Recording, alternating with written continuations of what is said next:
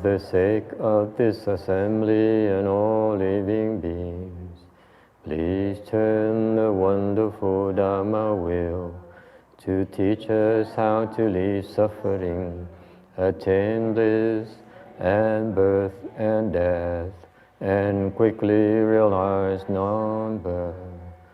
Hướng đến đại đức thắng thịnh, vì thứ pháp hội cấp nhất thiết chúng sanh, thiện chuyên diệu pháp luân giao đạo ngã môn, như há liêu sanh thoát cư đi khổ đắc lạc, thức chứng vô sanh.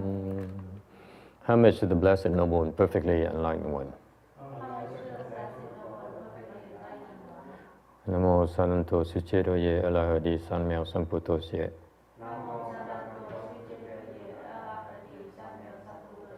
Namo Tạc Đắc Tha Tô Yà Đà Yà Ala Đế Tam Miệt Tâm Bồ Đà Tọa.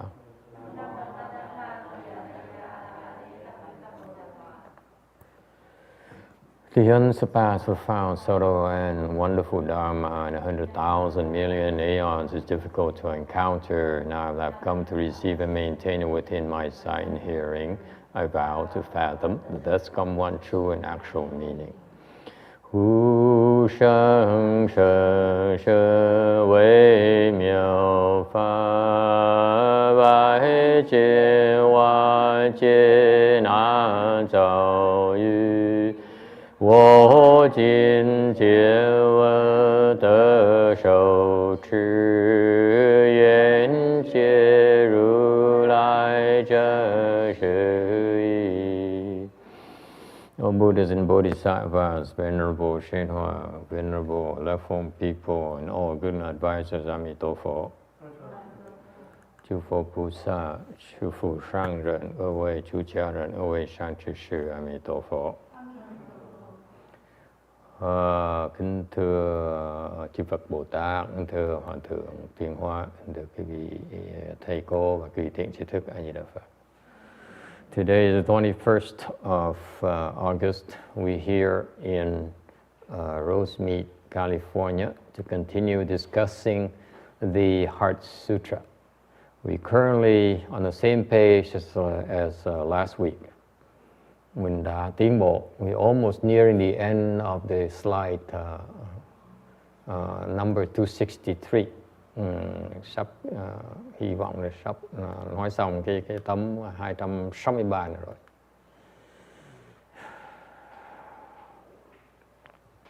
As a reference, when you practice patience, you have to be patient within yourself,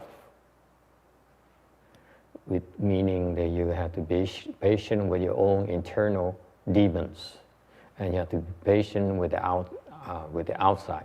Nhẫn là nhẫn ở trong và nhẫn ở ngoài. Nhẫn ở trong á, là nhẫn với những cái ma của trong cái tâm của quý vị. You know that you are inhibited. You are nurturing internal demons inside of you. Nói một cách mà trắng trợn là chúng ta ai cũng có ma ở trong tâm mình hết. It's the nature of our existence. We have internal demons. Trong người chúng ta nó có những cái loại ma. Okay? What are they? Là ma gì? The demon of desire. Cái ma của cái chuyện tình dục. Okay? That is usually activated by heavenly demon. Nhất là bị cái tụi mà thiên ma nó giật dây những cái chuyện này. And sometimes you're not yourself because these are the demons that exert influence over it. Đây là những cái thiên ma mà nó rất là mạnh, nó ảnh hưởng tới cái tâm thần chúng ta. Thành nhiều khi cái chuyện mà tình dục chúng ta tham tình dục là do từ ma nó giật dây. Okay, so the first And most difficult one to deal with is desire demon. Okay, thành cái loại ma mà trong tâm chúng ta mà khó đối phó nhất là cái ma về chuyện tình dục. Case in point, when you talk to the Westerners about sexual desire as something not necessarily good for you, they rebel. Như nói về người Tây phương, mình nói cái chuyện mà chuyện tình dục là cái chuyện chưa chắc tốt cho chúng ta, thì họ bác bỏ ngay lập tức.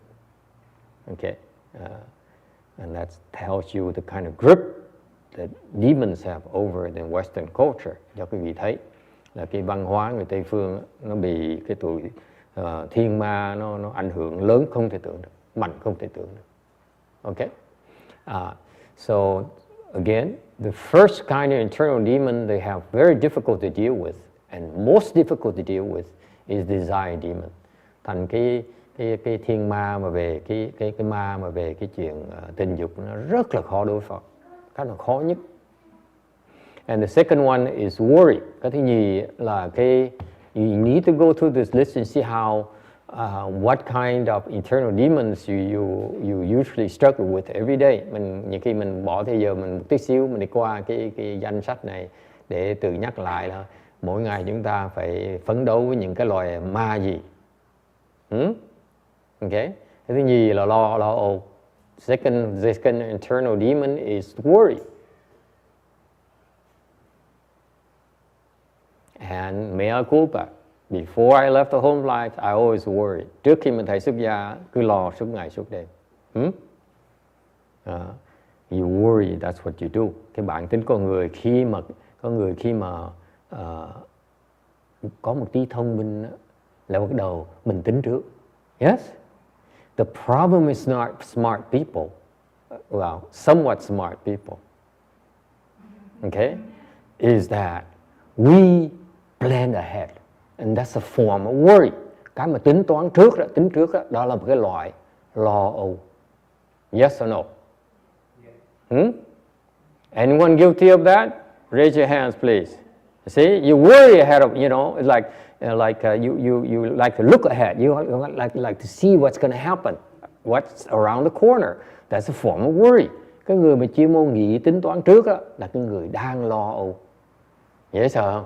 Isn't that amazing? It's how pervasive it is. Thành cái cuộc sống chúng ta nó dễ sợ như vậy, nó kềm chế chúng ta một cách, nó điều khiển chúng ta một cách tài tình. Mình nghĩ, mình tính toán trước là chuyện hay. We always grow, we always train to think that to worry is a good thing. To plan ahead is a good thing. Actually, it's a form of worry. That's all. When you do excessively, nếu như mình không biết hạn chế nó, là cái đó là một cái loại lo âu. Tính toán trước là nên, nhưng đều tính toán trước quá lố thì cái đó là nó thành cái sự lo âu. So far so good. I'm not against planning ahead. I'm against planning ahead excessively, compulsively. That's worry. And it's very hard to delineate what's normal and what's excessive. Tại khó mà phân biệt, cái việc khó phân biệt cái gì là thông thường, cái gì là quá lố. Okay, number 3 is hunger and thirst. Thứ ba là đói với khát. Okay, isn't it amazing? Hunger and thirst is an internal demon. Cái đói với khát là một cái loại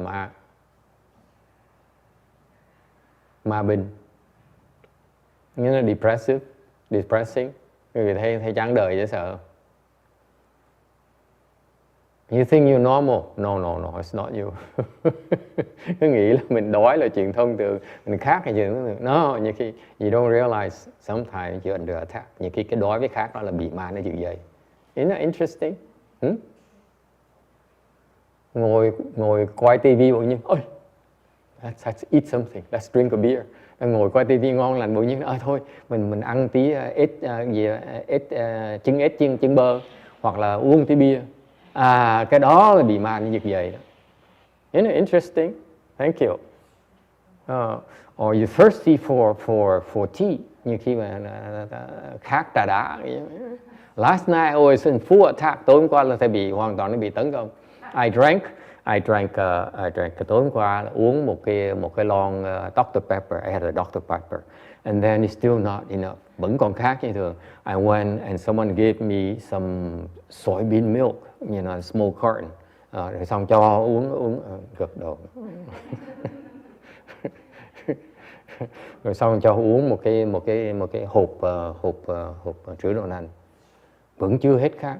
Rồi uống thêm một cái ly chanh đá nữa.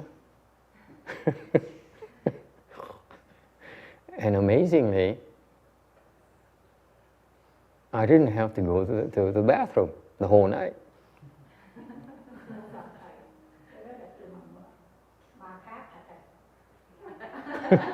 Thầy nghĩ như vậy.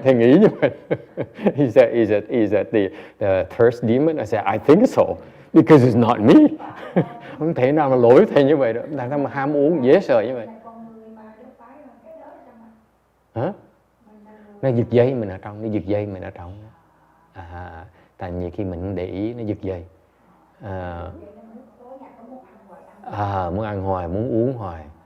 Xong ngồi la cà nói chuyện rồi nó sao lúc mình ngồi la cà nói chuyện nó giật dây, nó bị mình khác. Isn't it interesting? It's just no, you don't believe it, huh? Tony, yeah, really? Hey, that's life. And drowsiness, hoặc là buồn ngủ. Anyone who meditates and feel drowsy, thiền buồn ngủ không? All the time? At night, sometimes. There's some who are drowsy all the time. Có những người cứ mỗi lần thiền là ngủ lên, ngủ gà, ngủ gật. And the reason being that you don't realize you're under attack. Cái mà những cái người mà ngủ gà, ngủ gật này, cái việc đầu tiên là họ không ngờ họ đang bị tấn công. Bị ma đã giật dây mà không biết. The demons are pulling the strings. Okay? And they don't even realize it. Thấy cười không? Thấy dễ sợ không? Cái nồi ma đó rất là nguy hiểm. The internal demons are very, very dangerous because they pull our strings and we don't even know it. Nó giật dây mình không biết. Okay? Of course, sometimes you're drowsy because it's way beyond you. You're too tired or your karmic retribution. Đương nhiên có nhiều khi mình thiền buồn ngủ tại vì mình mệt quá đấy. Mệt nhòi mình chịu thôi, hoặc là mình bị cái nghiệp báo mình chịu thôi. Đều quý vị không biết thường sau khi quý vị ăn no mà ngồi thiền buồn ngủ là bị nó giật dây đó. I may tell you, after you eat a full lunch and then you go and meditate during a chanting, you feel drowsy, that's internal demon. I'm sure. Okay? And fearfulness. Cái thứ sáu là cái lo sợ. Okay? You worry about your children. Mình lo cho con cái mình. Yes? I mean, okay? Okay? We worry about our children. Huh? Đúng không? Or you drive off the driveway and say, do I turn off the stove, the oven? Hoặc là mình lái xe khỏi cái nhà, ủa mình tắt cái bếp chưa hả? and you worry. Okay? Doubt, regret are the seventh army. Cái nghi ngờ và cái luyến tiếc. Okay? When you do something, when you know, like you go shopping, and it happen to you, you go shopping, you buy something really nice you like, and then you walk out the store and say, maybe I shouldn't have. Yes? It's called marketing. The marketeers know about that. Trong nghề bên người buôn bán ta biết cái chuyện đó. Mình vào mua một cái xong mới ra khỏi cái tiệm một cái là mình bỗng nhiên mình tiếc, mình hối hận, mình nói, chắc là không nên mua. All the time, happened to me all the time. My ex-wife in particular, lúc bà xã cũ thầy vậy đó, cứ đi tới shopping center, đi hết này chỗ khác vào, cuối cùng tìm chỗ mua một cái rồi á, thì ra ôi trời thôi đáng lý mình nên mua cái này. Every single time. Yes? For him too, you see? See, there you go. Okay? Doubt and regret. Cái khi mà mình cần làm một cái quyết định quan trọng, mình cứ hoài nghi. When you need to make a major decision, you always doubt yourself. Yes? Oh, okay. Welcome. And hatred and anger, giận là chuyện thông thường. And especially when you drive on the freeway, nhất là lái trên xa lộ. I know I'm not supposed to get angry, but every time someone cuts me off, thầy biết là thầy không nên nổi giận mỗi lần mà người ta lái xe mà nó cắt mình một cái mình khó chịu. Yes? Not you, huh? I've been working on that. Thành cái tập lái xe. That's why I drive on the freeway all the time, so that I get the chance to practice, rehearse. It's annoying, isn't it? It drives me up the wall. Mình lái xe trên freeway mà nó chạy 60-70 mile mà nó cái khóc. And it's a woman as well. Okay? Hatred comes up immediately. And for monks it's very, very interesting. Cái người xuất gia rất có một cái tội này nữa. You like to have support and you have want to be have a good reputation. Người xuất gia có cái tội là thích người ta ủng hộ mình và thích nổi tiếng. Thích nổi tiếng thôi, không cần biết cần cái gì, chỉ cần miễn sao nổi tiếng được rồi. You just have to be famous, that's all. Well known, doesn't matter how. With jade Buddhas or big temples, just want to be famous, be well known, be in the news. Okay? Cái người xuất gia cái tội như vậy đó. And finally, elevating oneself and belittling others. Tối hôm qua mà quý vị mà nghe thầy nói pháp thì chắc chắn là thầy phạm cái tội đó rồi. If you listen to my Dharma talk last night, which is not televised, thank God. Clearly, it was elevating myself and belittling others. Agree, disagree? Were you there? Okay, that's advertising for Saturday night class. If you want to see master his words, that's when you come Saturday night class. Okay, any questions? Ai thắc mắc gì không? It's amazing how these are the most, our daily emotions are actually controlled and manipulated. We are manipulated. Quý vị để ý những cái tình cảm này nó xảy ra thông thường chúng ta mỗi ngày. Thực ra chúng ta không biết rằng nhiều khi mình bị giật dây. You think it's normal. Mình tưởng là nó thông thường, tưởng là mình chấp nhận cái chuyện này. It's called demonic attack. Ma nó giật dây. Questions or comments? Có ai có ý kiến thắc mắc gì không? Anyone wants to make a confession? Có ai muốn có thú tội gì không?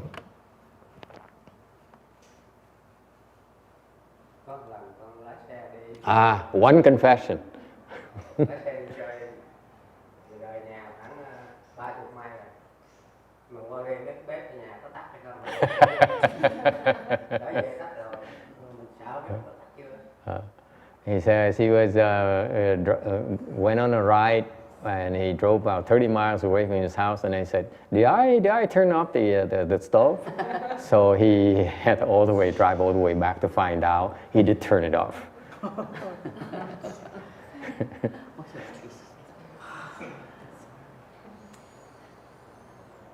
Yeah. Anyone else? Anything else more embarrassing? Có ai có gì mà còn mắc cỡ hơn nữa không?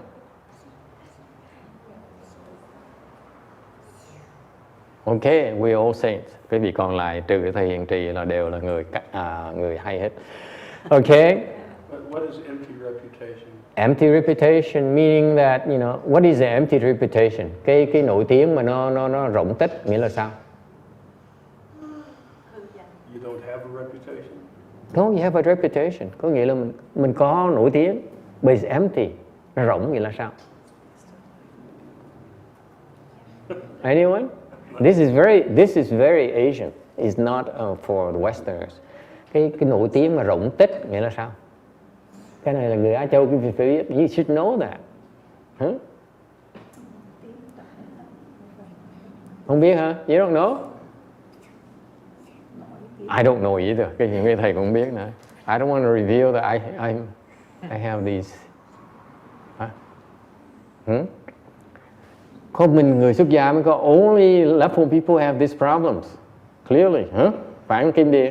Cái nào ra cái này là có người xuất gia, bệnh người xuất gia. This is typical sickness of leftful people. Empty reputation. Cái nội danh mà nó rỗng tích, nghĩa là sao? Meaningless. Rỗng tích có nghĩa là nó vô ích. Chả có ý nghĩa gì hết á. Cái nổi tiếng á, cái danh là nó rỗng tích, nó không có ý nghĩa gì hết đâu. It's meaningless. It's useless. Yes, sir. Do reality TV stars fall in that category? Like famous for nothing? Look at the let's say the stars, the movie stars, and the famous people. Okay, have you seen Sunset Boulevard? That movie? Yeah, Thank you. everybody's seen it. I know, except for young people. Before his time, he was even born when they filmed it. We dating ourselves, my friend.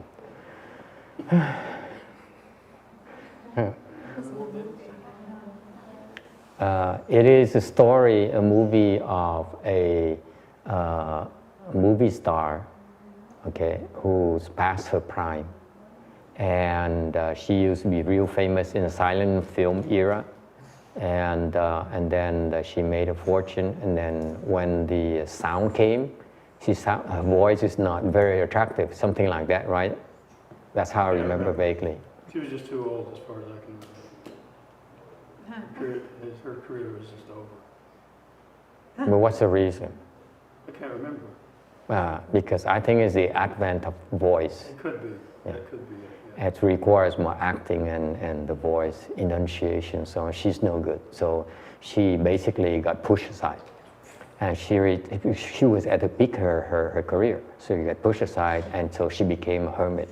And she said, "It's okay. I'm preparing for my next big role." So she took care of her skin, took care of her body, and her hair and everything, waiting for a big role, which never came.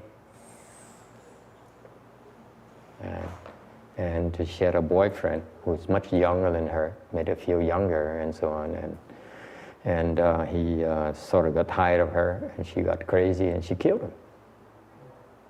Okay, so when the police came, to get her, she walked out, and her chauffeur told her that there is the press and everyone welcoming her back.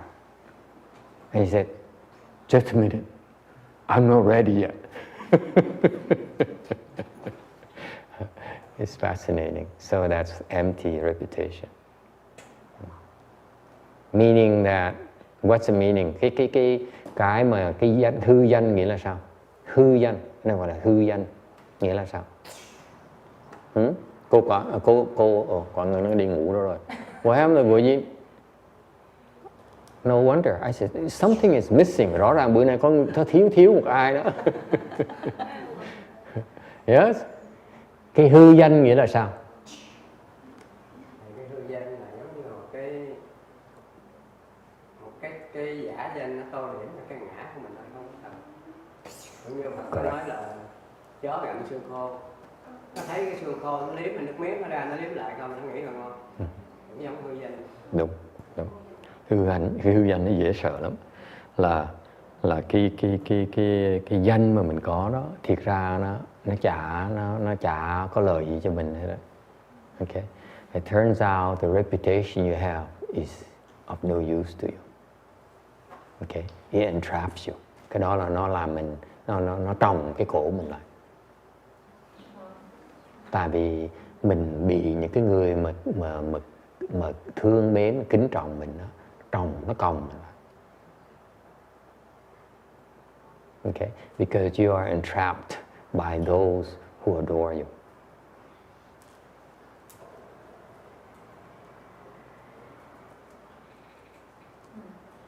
Okay? You become a prisoner. Quý vị trở thành nô lệ cho cái danh của mình. Bởi gọi là hư danh. Okay? What you think is good for you, what you think desirable, is just exact opposite. It's no good for you, it's so undesirable. Thành cái hư danh là quý vị tưởng nó hay, thì ra nó rất là có hại cho quý vị. Tưởng mình hơn người ta, thì ra mình thua người ta, tại nó còng cái cổ mình rồi, còng mình lại rồi. Any problem to that?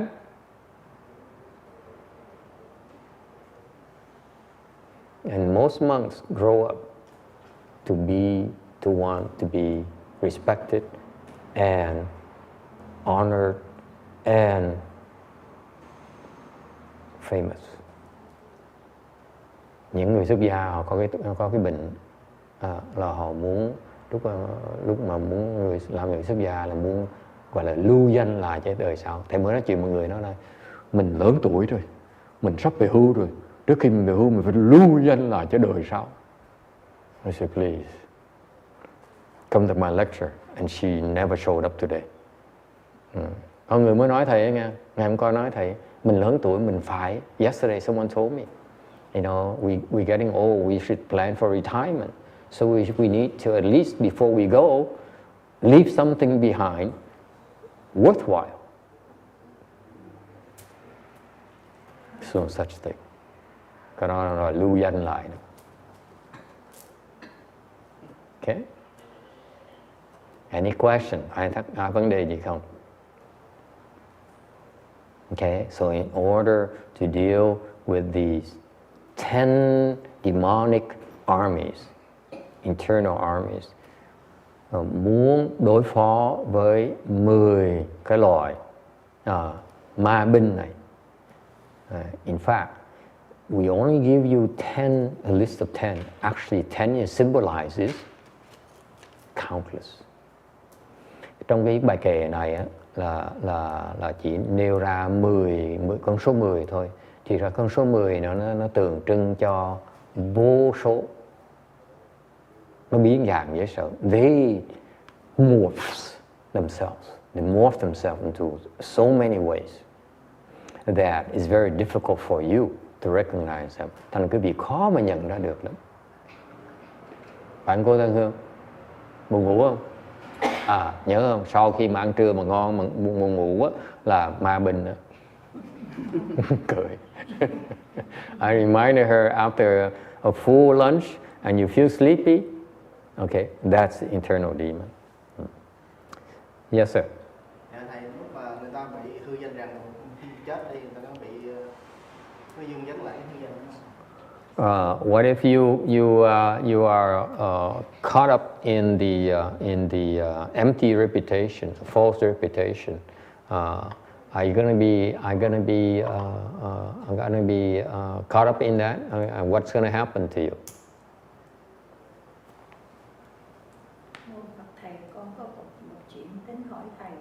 She wants to ask a question. Con có người bạn là người bạn đó đi làm chung hãng, cũng là đồng nghiệp, nhưng mà 4 năm nay là tuổi kỵ, là 49 tuổi, là tuổi kỵ. Cái người đó mất cái người bạn này làm chung cũng là 49 tuổi, thay vì không có biết á, đi đưa là ở cái từ A tới Z luôn. Thì về 2 ngày sau cái người này cũng đi luôn. Đưa đi đâu? Chết đó. Cái người bạn trùng 1 tuổi, cũng 49 tuổi, chung một hãng luôn. Nhưng mà cái người bạn nó mắc. Ông này ông không có biết, ông cũng trùng tuổi, ông cũng đi đưa đám đồ lo từ A tới Z luôn vậy đó. Trên núi chôn luôn vậy đó. Tới chừng về cái bắt đầu 2 bữa sau ông này ông đi. Ok. Người giờ 49 tuổi ông đi. Rồi sao nữa? 49 tuổi là cái tuổi nó xấu lắm. Tuổi kỵ nhất. nhưng mà ngủ tới sáng, tự nhiên một đêm ngủ tới sáng đi. Tại có 2 đứa con nhỏ xíu có đứa Cúc, thằng thứ 2 có 3 tuổi hả? Trời, sao đẻ con trẻ dữ vậy? Trẻ dữ vậy? Ông 49 tuổi, ông ngủ riêng, ông phá cái cửa Vợ trẻ là vợ già. Cái tới chừng mà thường là 6 giờ ông đi làm, cái bà vợ phát hiện ủa sao mà xuống bên 7 giờ chưa thức dậy, cái đánh đóng cửa để khóa, bỏ cửa để mở không được, cái cuối cùng có nai chọn cửa vô là ông nằm thẳng rồi, ông đi luôn. Coi cách 2 ngày sau thôi đó, 2 người trùng tuổi luôn. Chắc chắn là vợ trẻ rồi, tại ngủ riêng. Thấy có con trẻ nó khóa quá đó, thành ra ông này thì ông đi làm ông cũng mệt, sợ ngủ quá. Đúng rồi, ngủ tội nghiệp. Ngủ sợ con nó vô khóa cửa lại luôn. Thành vấn đề là sao? Câu hỏi là gì? Câu hỏi là gì? Con muốn hỏi là tại sao mình như vậy thầy? Tại sao như sao thầy biết được? Trời đất ơi, kệ ổng. Cái ý là con không biết mấy này cái tuổi nó mình phạt cái tuổi không có tốt mà mình đi đưa như vậy là nó Có thể lắm á, có thể lắm. với nhau thành ra nó ảnh hưởng nó đi luôn vậy đó. Con muốn hỏi chị đó. Thường không có đâu, không có đâu. Bỏ lỡ 2 đứa con, Tại vì có 6-7 tuổi, đứa có 3 tuổi rồi. She says she has a guy who's 49 years old and he died. His friend works, he's a colleague at work, also 49 years. And his friend, the live one, took care of the funeral, from A to Z, everything. A very, very thorough job. And then 2 days later, his friend's wife will knock on the door. And he has 2 children who are about 2 or 3 years old. Okay, so I asked, is the wife younger or older? I'm curious. It's kind of, at 50 years old and you have only 2 or 3 year old boys. I mean, that's pretty impressive. So she says he didn't know, but the wife knocked on the door and found out he's dead. So she asked why. I said, how do I know? Hỏi mấy cái mà hóc búa làm sao thầy trả lời được? Okay. So she said, maybe because they took care of the funeral. I said, no, very unlikely. Thường nó ít chuyện không có như vậy đâu. Tại vì nếu mà thiệt sự như vậy, biết bao nhiêu người đã chết yểu rồi. Những người trong thân nhân á, chết yểu hết sao? Đúng không? Mình lo chu đáo cho cha mẹ mình, lẽ mình cũng chết như luôn rồi. Thế là sự kỳ thân nhân của mình là nó không có kỹ. Nó kỳ hả? Yeah. She says, then if I said if you do that to your own parents, your own family members, then aren't you then supposed to die? She says, no, there's no apply because it's you're part of the same family, therefore it's okay. But outsiders, they should be punished. They might be punished. Thường không có như vậy đâu. Cái chuyện mà lo đám tang đó, thiệt ra không có hại gì lắm đâu. Tại vì họ thường lo đám tang, họ không có ảnh hưởng gì nhiều. Tại mấy người không biết đó, tại mấy người mà làm đám tang họ không biết, thành ra cái ảnh hưởng nó rất là ít. Khi mà hiểu cái chuyện chết chóc, sau chết chóc chuyện gì xảy ra, họ ảnh hưởng mới lớn được. Họ không biết, họ làm tầm bậy, họ làm thầy làm nọ, rồi cuối cùng chả có ảnh hưởng gì nhiều. Thành ra chẳng không có gì đến nỗi phải bị mất mạng. Không có. Như hồi xưa có ông mà ông kêu bằng chú Út á, ông cũng có lỡ chùa 1-2 lần thầy. Ông đó cũng tu tinh tấn nha. Chú tu ở chùa mấy cái thầy chùa gì cái thầy. Mà hồi đó cũng có người bạn mắc. Ông mà tại ông là Phật tử trong chùa mà. Thì ông lo tới cũng từ A tới Z luôn. Lo xong cái ông về ông ngủ ngày mai xong đi luôn. Ông là năm đó cũng 61 tuổi, là tử kỵ nữa. Đây người thứ ba nữa. Người bạn đó. Đây người thứ ba. Tức là 49 tuổi, 61 tuổi á, là bài học á. 61 tuổi là cũng tuổi kỵ mà. Thì 49 tuổi là tuổi kỵ, đúng không? 61 tuổi cũng tuổi kỵ. Mấy cái tuổi đó đừng có làm đám ma cho người ta là chắc ăn nhất. Bởi vì làm đám ma cuối cùng về ông ngủ rồi ngày sau ông đi luôn. Yeah, he said because in her Chinese system, when you're 49 years old or 61 years old, it's a very bad age to do funerals. So don't do funerals. Okay, are we happy? Mình nghe mình học bài học mới được chưa? You see, you never know. You have to be careful, cẩn thận.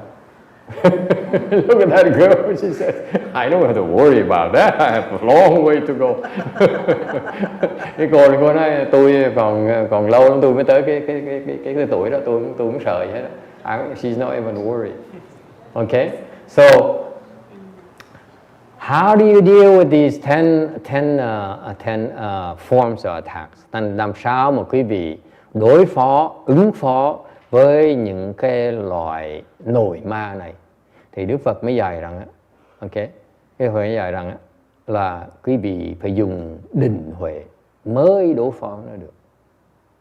In order to cope with these 10 demonic armies, you need to have samadhi and wisdom. Is it clear? Without samadhi and wisdom, you are completely at the mercy. Nói cách khác, nếu như quý vị không có định lực, quý vị không có trí huệ, thì quý vị hoàn toàn bị nó giật dây, hoàn toàn. Is it clear? Don't blame people. Thành những quý vị học cái này biết để mà quý vị mà mở cái lòng từ bi. Nhiều khi người ta không thiếu cái tự chủ, nó không phải lỗi người ta, là bị giật dây, là mình thông cảm. So every now and then you have to be more compassionate, more understanding and more forgiving, because sometimes people cannot help themselves because they are being manipulated. They don't even know. Is it clear?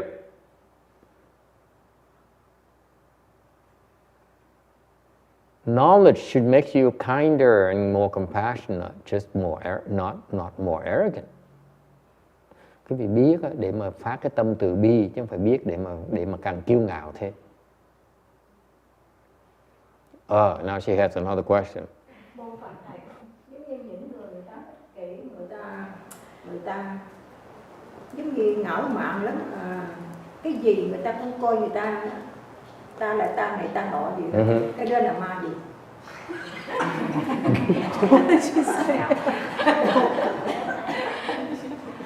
No.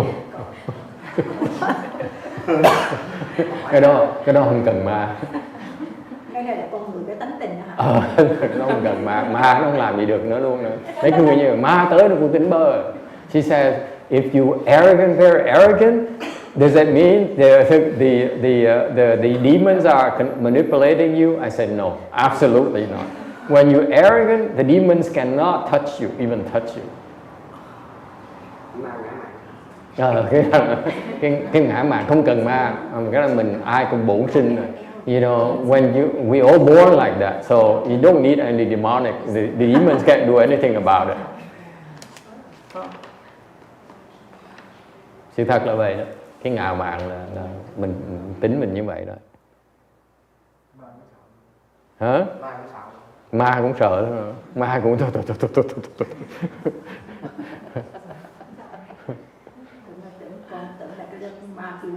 không, cái ngạo mạn mình không cần ma, mình ngạo mạn mình mạnh hơn ma rồi. The arrogance is stronger than the demons. Thank God. Any question? Any other question? Ai thắc mắc gì khác nữa không? Cô Tư Hương có nhiều câu hỏi hay lắm. She has very interesting questions. For someone who only wants to go to the Pure Land, còn thắc mắc mấy cái chuyện này. Đừng dự tính đi Tây Phương Cực Lạc còn lo mấy chuyện hỡi ôi này. Okay? You need samadhi power and wisdom in order to regain control yourself. Nói cách khác, quý vị phải cần có cái định lực, có cái trí huệ mới có tự chủ được. Cái người mà không có định lực là không có tự chủ. Nói cách khác, in other words, the people who have no samadhi power have no control whatsoever, no self-control whatsoever. Quý vị thấy tội nghiệp dễ sợ. Cái người mà không có định lực là hoàn toàn chỉ là nạn nhân cho nó thôi.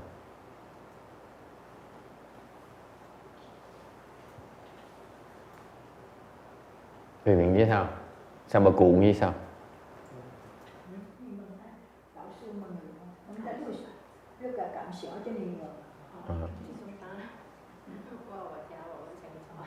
Nghĩ sao?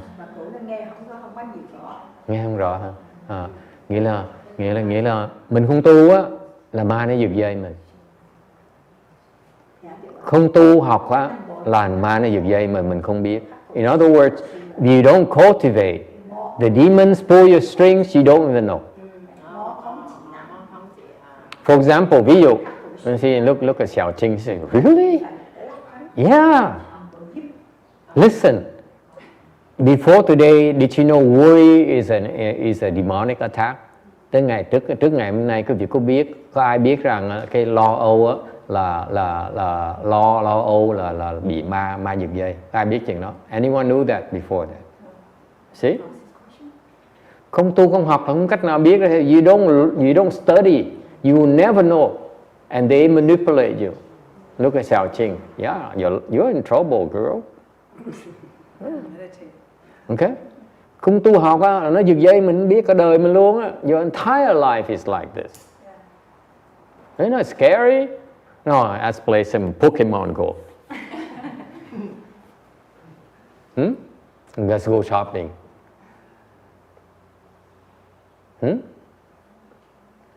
What's Pokemon Go?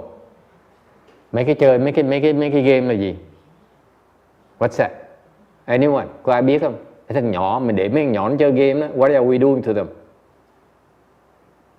Huh? Keep them busy. Desire. Craving. It's not desire, it's craving. We're encouraging their craving.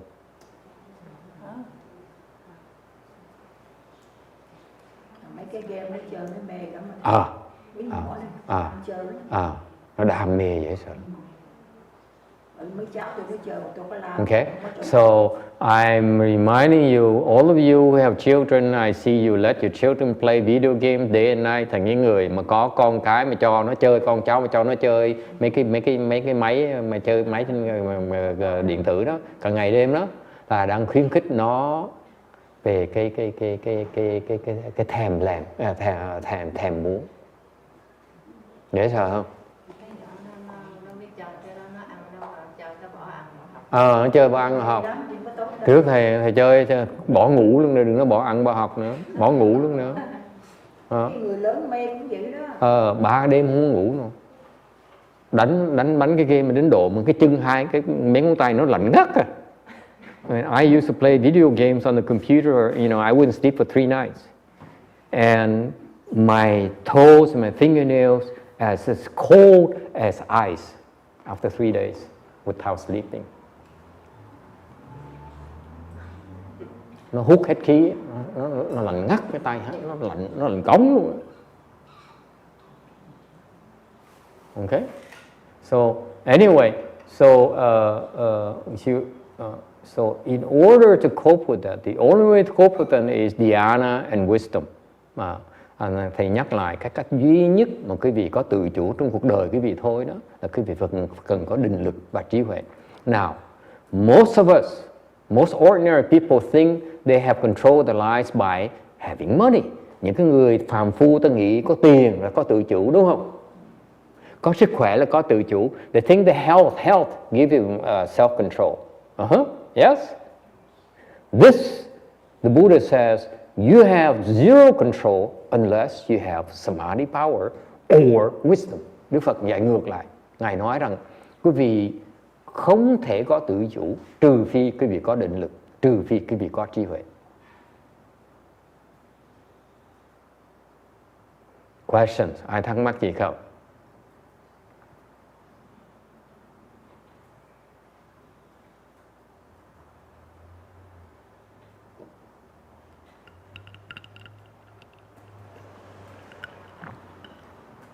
Why jhana and why wisdom? Tại sao phải có định lực và tại sao phải có trí huệ? Why? How does it work? Anyone knows? Có ai biết tại sao như vậy nó mới cản được không? Yes. Định lực á, nó sẽ sanh ra trí tuệ. Càng định lực trí tuệ càng cao. Mà nếu mà mình có trí tuệ không định lực đó, có những lúc mình dễ vui sơ hở nó tấn công. Giống quánh võ thôi. Mình không đề phòng nó thọt cái mình làm kịp. Thì cái người định lực giống như người là họ có động 24 thì họ lúc nào họ cũng có thể chống được. Còn nếu mà mình không có định lực mà mình đã không có trí tuệ mà định lực yếu thì có lúc mình dễ vui nó. Thầy nói con rồi, thầy nói con trả lời 4 câu, trong 4 câu nói chưa xong, cúp, không nói nữa. Ok, trước khi trả lời mới miệng nó ở trong nó 4 câu là xong. Nói quá 4 câu là bắt đầu họ bắt đầu ngủ gục. Yeah, I teach my pupils, when you give an answer, if I'm going to ask you a question, unless you're lecturing like me, when you have a lot of time to kill, trừ phi trường hợp như thầy thì có 2 tiếng đồng hồ thầy cứ lại phè nó luôn nó tới được không sao. Còn khi mà trả lời là 4 câu là xong. I'm giving an extra sentence already. Thường 3 câu là đủ rồi. Ok, 6 chữ là đủ rồi. 6 chữ tàu đó. Là 2 câu thôi. Yes? Tại sao định lực, tại sao trí huệ? Dạ thầy, có định lực trí huệ mình nhận ra và mình kiềm chế được nó. Okay, you recognize it and you can control it. Cái vị cái vị nhận định nó ra và cái vị có kiềm chế nó được. Anyone else? Why samadhi power? Why wisdom? And why not wisdom and samadhi power? Tại sao phải có định lực? Tại sao phải có huệ? How does that work? Anyone? Yes, sir. No samadhi power. And wisdom. Anyone? Tại sao vậy? Cô. Thầy, còn cho con nghĩ là mình có định lực, mình có trí huệ, có thể mình bảo vệ tự mình được. Cái gì? Tại sao? Tại sao bảo vệ được? Tại sao mình có cái sức đó thầy? Có cái sức định lực, có sức trí huệ mình bảo vệ mình được chứ thầy. Tại sao bảo vệ? Bảo vệ cách nào? Giống như mọi việc mà người ta muốn, giống như theo thầy nói ma thì ma nó dập mình đó, nó khó lắm. Ma nó dập là mình chết thì sao mà khó được, giỡn mà nói hay hỗn, nó quýnh cho chết rồi. Không được nói, nhưng mà nói vậy nó tới, đừng khích rồi nó quýnh cho chết rồi. She says, if the demons attack you, they can attack you, they cannot harm you with your samadhi, with the samadhi power. I say, don't talk like that, don't challenge demons, they're much stronger than you. Ma nó mạnh hơn mình nhiều, đừng có chọc tụi nó. Thầy còn sợ nó nữa mà. Vậy mô Phật, vậy là mình có định lực, có trí huệ để làm gì? Để mình biết sợ ma. Dốt.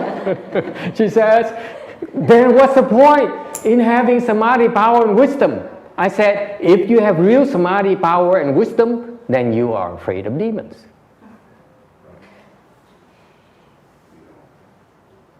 You don't challenge them. Đừng có dài chọc tụi nó.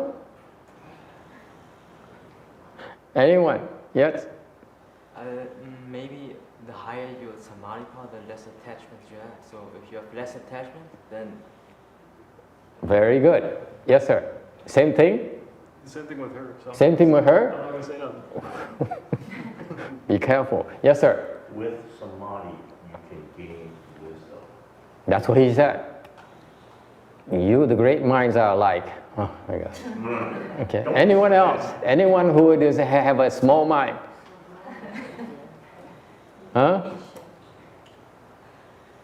Tại sao định lực? Tại sao trí huệ? Why samadhi power? Why wisdom? Yes. The young one. Thầy, có hai cái đó để mình cảm được cái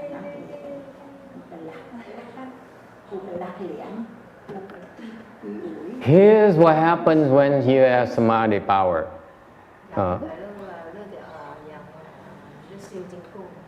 Here's what happens when you have samadhi power. Okay? Nó đánh không vô. Samadhi power is, the samadhi power is your armor. They cannot come in. So they attack you. They say, eat! They say, Nó giật dây mình. Nó nói nè, uống đi. Uống nước chanh đá đi. I mean, have some lemonade. I say,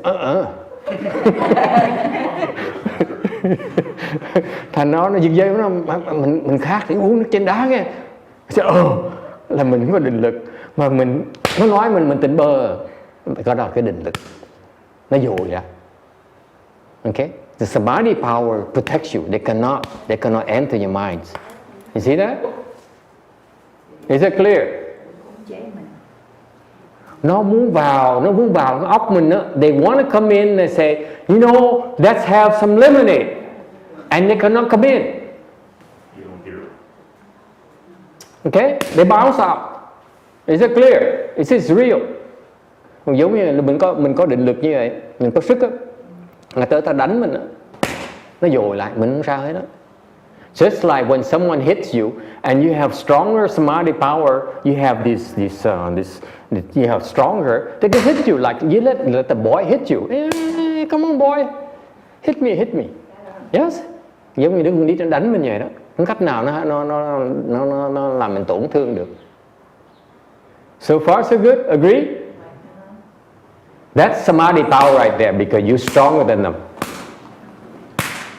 They bounce off. So far so good? Good enough? Chưa đủ hả? That was wisdom. Trí huệ là sao?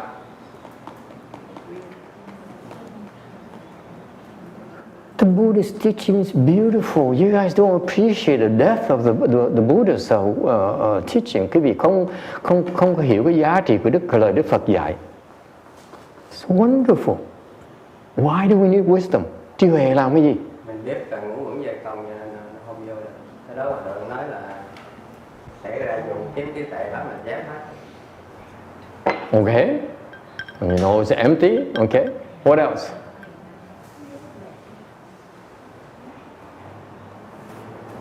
Cái thằng màu đen nó gũi gàng gũi gật. Nó về Việt Nam nó đen thui như là chà bà vậy đó. The boy went to Vietnam for 3 months. He came back. He's now black. Why do you need wisdom? In addition to samadhi power, tại sao quý vị cần trí huệ với định lực? Có định lực là chưa đủ sao? Tại sao cần trí huệ? Why do you still need wisdom if you have samadhi already? Yes, sir. Keeps us from doing stupid things. Yes, mình là yeah. Theory, yes. What do you mean? Mình để mình đừng làm bậy. Anyone else, please, think. Why do you need wisdom?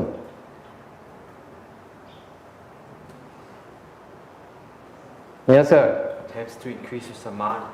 Helps increase samadhi. Okay, yes. What else? You guys are so yes. So that you know which one you protect and which one you're going to observe and then. You know when's a good time to let go of your daughter? Yes, let her, you know. Yes? Okay. Increase your understanding.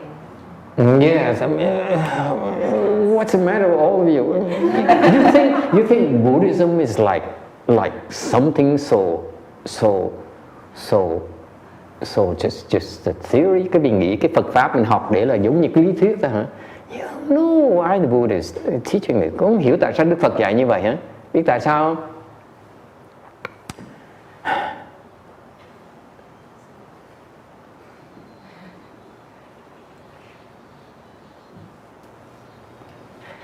I forgot. I'm kidding. Tại sao vậy? Okay, so they can't come in, right? Nó vào không được. What if they're stronger than you? Nó mạnh hơn mình sao? You know how to fight back. No. What if they're stronger than you? They can come in. They say, eat lemonade, drink lemonade. Okay. Chẳng như nó định lực nó cao hơn quý vị. Possible they have stronger, higher samadhi than you, stronger samadhi than you. So they come in and say, okay, before that, if you were stronger than them, they can't even come in. But now the thought comes in and says, hey, how about some lemonade? Huh? Nó vào được. Làm sao bây giờ? What do you do? That's when you use wisdom to protect yourself.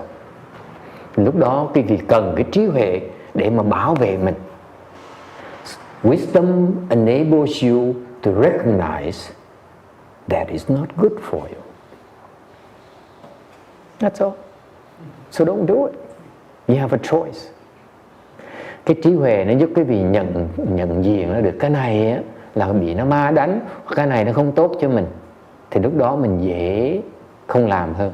Còn nếu cái việc không nhận diện nó dù dây mình không biết, là mình chỉ là nạn nhân đó thôi. On the other hand, if you cannot recognize it's a demonic attack, okay, and they pull your string, you don't even know, you're but a victim, you're helpless. Any questions? Ai thắc mắc gì không? So what would be the demon's motivation for doing all these things? You don't need demons' motivation? Just like, I'm asking what it is. I assume that they somehow enjoy you. They get a Yeah, that's what they do. Their job is they love to do that to you. That's their raison d'être. That's their meaning in life, is to cause trouble for you. Isn't it fantastic? Okay, they're there to harm us. They're not our friends. Ma quỷ nó mục tiêu nó làm tới nó phá mình thôi. Okay. Any questions? Ai vẫn có thắc mắc gì không? And amazingly, Westerners, a lot of Westerners refuse to believe that demons exist. Think about it. Và rất nhiều người Tây phương đó khăng nói rằng là không có ma. Especially even the new Western educated Chinese people. Nhất là những cái người mà Tàu mà được đi theo học cái hệ thống người Tây phương đó. Yes? No such thing as demons, yes? Right? Ask her, ask your daughter. You believe in demons? Of course she says no. You're speaking nonsense. Yes? Christians believe in demons. Okay. Any other question? Ai thắc mắc gì không? That's why you need both. Bởi vì cái vị cần hai, cần cả hai luôn. Vừa định lực vừa trí huệ. You need both dhyana and you need both wisdom to protect yourself. Any questions?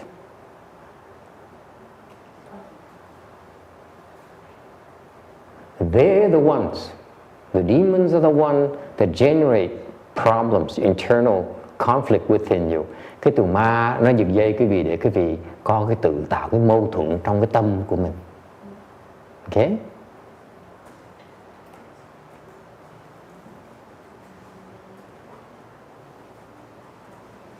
And one of the biggest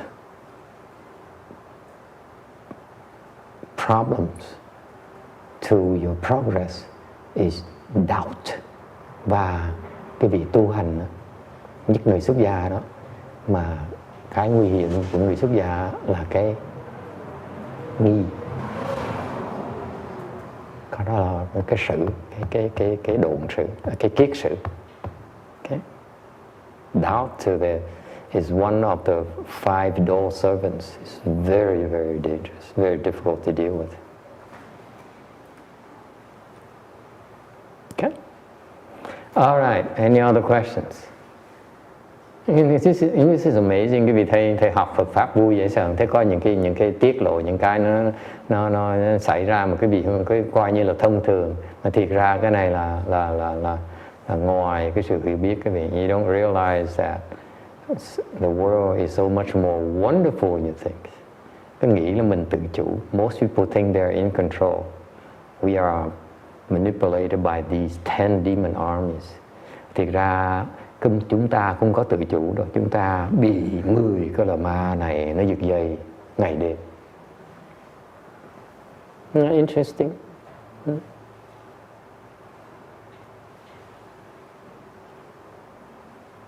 And I see it. I see how the way some people react. It's not the only 10, by the way. Cái này không phải là 10 không. I see that some of you are actually inhabited by demons. Là thấy có một số người quý vị đang bị ma nó nhập mà nó giật dây quý vị, là nó tự động nó giật dây trước, đã chưa làm gì nó giật dây rồi, and you don't realize that your behavior is controlled by them totally. I see that, but it's none of my business. Thầy thấy đó đều không phải chuyện của thầy. Yes. Master, it's so interesting how we think we're interesting people because we have these cravings or, you know, worry. I worry about this. You know, we just think we're so interesting. And we're cool. And we're cool. And yeah. and actually, we're just like one of those clowns. You know, those toys that marionette that has sand in it, and you can just hit it any way, and then. Yeah. It's just these demons are banging us around. Yeah, you know? they're pulling our strings. Yeah, it's just amazing. You'll be hungry, now you'll be thirsty, and now you'll have a doubt, and now you're fearful, you know. And we're filled with all this stuff, and we think it's us.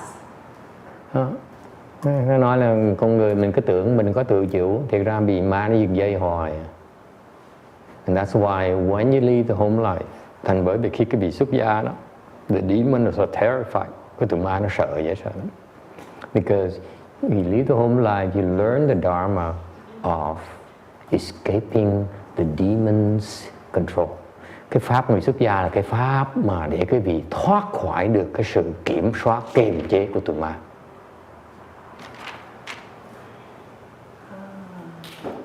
Lay people are supposed to indulge, okay?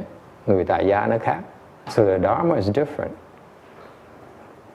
So when you become fully ordained, thành khi mà quý vị mà được thọ cụ túc giới đó, làm tỳ kheo ni đó, okay, and you finish the ceremony, okay, the demon's palace shake. Tại mỗi khi mà làm cái đại lễ đó, mà khi mà được thọ giới, người tỳ kheo, người tăng với người đi mà thọ giới đó, thì khi mà thọ xong rồi một cái là cái thiên ma, cái cung của thiên ma nó rung, nó chấn động. Nó nói, con của Phật bây giờ nó thêm một đứa nữa rồi, để nó tới, nó chống chúng ta. Because the demons are then aware of the fact that the Buddha's disciples has one more retinue. Buddha's retinue has one more member who's going to be trained to fight the demons. And they're terrified. Tụi nó sợ because they know that we have the Dharma to counteract them. Tại Phật Pháp mình có những cái phương pháp, những cái pháp môn để mà trị tụi nó.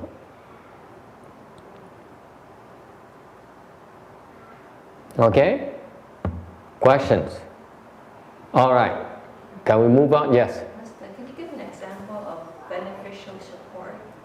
Beneficial support? Yeah. Someone gives you money to buy a temple. Hint, hint.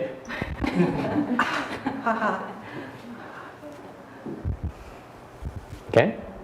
Beneficial support meaning that people come and support you and it's very useful to you. Okay? And that's what the monks aspire to. They're proud of the fact that they get support. It's very subtle. Cái dễ sợ thưa quý vị là cái người ta tới ủng hộ mình đó, người xuất gia có người được tới Phật tử tới cúng dường, cái nấu ăn cho mình đó, cái đó gọi là được ủng hộ. Thì người sư đó, mấy cô đó thích cái chuyện đó lắm, rất thích cái chuyện. Thành ra mấy cái sư cô mà đời trước mà bây giờ không còn ở đây đó, cái nói với thầy nó là kệ nó thầy, kệ mình kiên nhẫn để mình xây mình gầy chúng. And so that's why the nuns who used to be here, they advised me and said, Master, don't be so direct, because at least you should be patient, and so that we can build our support.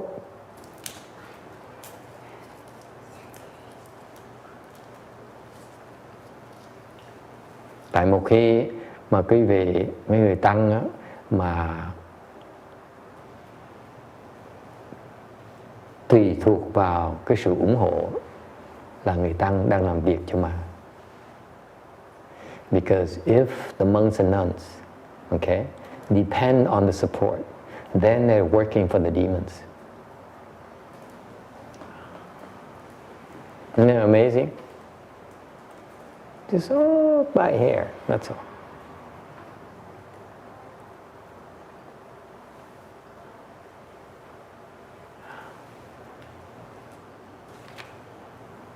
Case in point. You see it in the famous monks. Mà cái vị ý chỉ những cái ông thầy tăng, những bà ni mà nổi tiếng đó, bị nó chụp đầu hết. Thầy nói là con nghe không có bỏ. Thôi đừng nghe rõ, tốt nhất. Bắt nó nói những cái chuyện mà toàn sốc tai người ta không. Kệ nó không sao. Vậy khi nghe tốt hơn. Okay?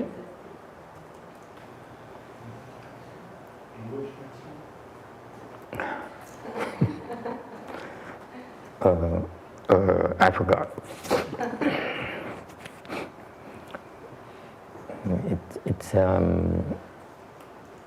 It's commonplace to see that the senior monks who are entrapped in this adoration, this veneration, and the support from people, okay, to the point where they it reflects on the people who support, the attitude and the people who support them.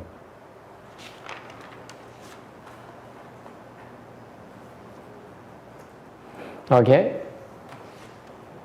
Any other question? Anh thắc mắc gì nữa không?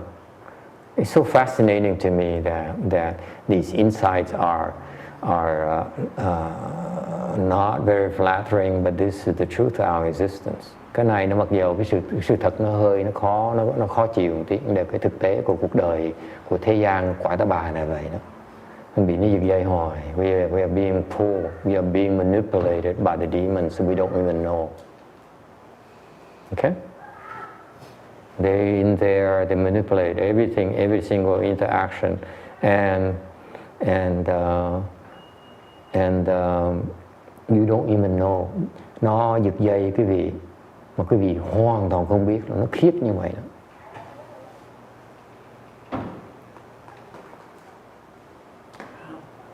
It's scary. You ask me, I see it, but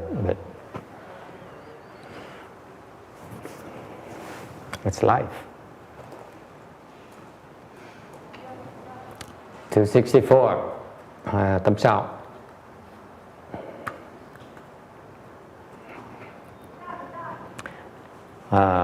So that's internal patience. What is internal patience? Thành ra cái nội nhẫn là sao? Nhẫn của cái tâm quý vị là sao? You have to learn to be patient with your internal challenges. These armies are very difficult to cope with. Những cái ma ở trong cái tâm quý vị đó, nó rất khó mà đối phó tụi nó. Very difficult. Okay? And that's why the Buddha says you have to start with patience. Nên quý vị bắt đầu bằng tập cái nhẫn, rèn luyện đức tin nhẫn. If you're not willing to work on your patience, you endure what cannot be endured, you are totally at their mercy. Nói cách khác, nếu quý vị không chịu tập cái nhẫn, không chịu tập nhẫn cái mà không thể nhẫn được, thì quý vị đang bị nó điều khiển mà không biết.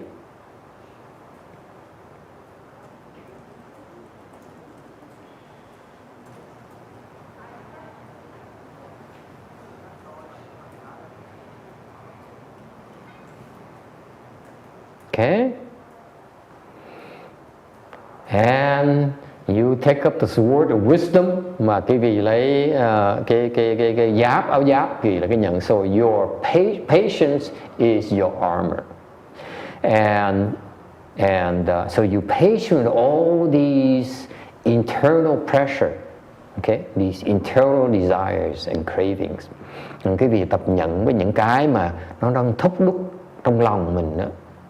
Okay, this, you know, you sit there and say, oh my God, it would be nice. I can't wait to get out when lecture's over and go to In-N-Out Burger and have some fries. Okay, có nhiều người nói là, ôi trời, Tôi muốn còn có 45 phút nữa là xong cái buổi nói giảng kinh này, mình ra cái tiệm hamburger mình mua mà ăn. Okay, and it pops up in your mind, cái đó nó vào trong tâm quý vị, and you say and you do nothing, quý vị nhận nó, không làm gì hết. Okay, and you say, oh, I really want to eat, I really want to drink. Mình khác dễ sợ. I'm so thirsty, it would be so nice to have some ice cold lemonade, and you don't drink lemonade. Và mặc dù trong tâm mình nó nói là bây giờ mình khác dễ sợ, mà phải mình uống được cái nước chanh mà chanh đá một cái là sướng dễ sợ lắm, không có gì mà sung sướng bằng là mình nhất định không uống chanh đá. Then you in control. Vậy là quý vị có tự chủ. If you drink lemonade, you have zero control. Và quý vị uống nước chanh đá là quý vị hoàn toàn không có tự chủ, bị ma nó giật dây. So far so good. And that's the armor of patience. Cái đó là cái áo giáp của cái nhẫn. And then you take the sword of wisdom, và cứ lấy cái kiếm của cái trí huệ. Okay? Okay? Because your wisdom can sever them. Cái kiếm trí huệ đó, nó chặt nó được, chặt cái đầu của con thiên ma được. Okay? Sword wisdom can smash them. And the shield of dhyana, và cái mộc của cái định lực. Remember, you have the shield, they cannot come in. No, they cannot harm you. Có cái định lực này, nó không thể nào hại quý vị được, không thể vào trong được.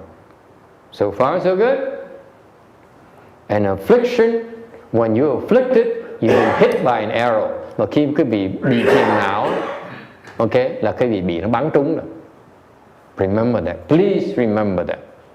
When you're afflicted, you have been wounded. Mỗi khi mình phiền não là mình bị bắn trúng rồi.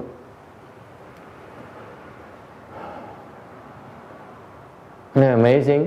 A young lady, there's so much you have to look forward to when you grow up.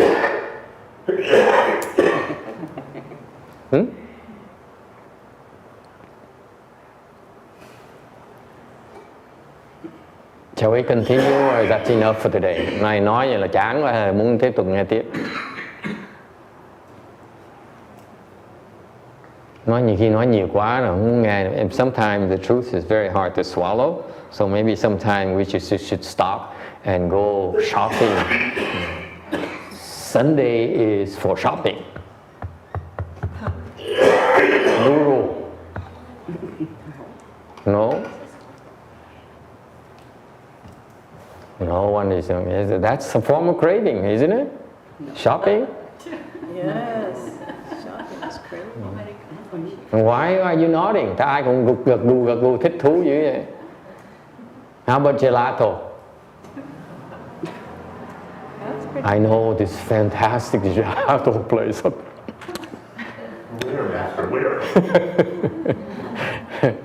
Okay, so internal patience is that you have to learn, or use these weapons. Nên quý vị muốn tập cái nhẫn á, cái nồi nhẫn á, là quý vị phải có những cái loại vũ khí này.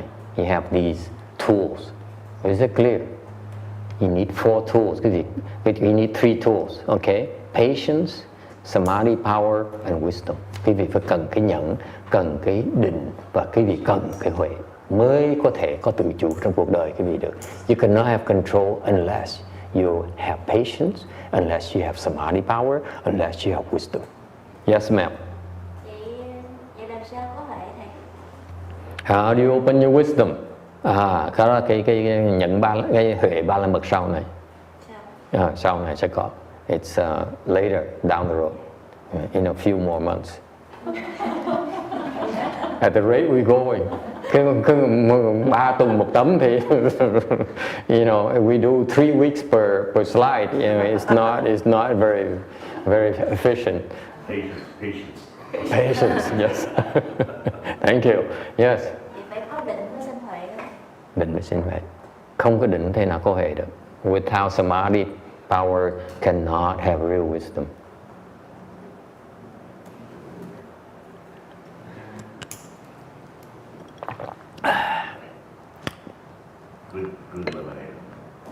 good beer. It will do until. Okay, next slide, 265.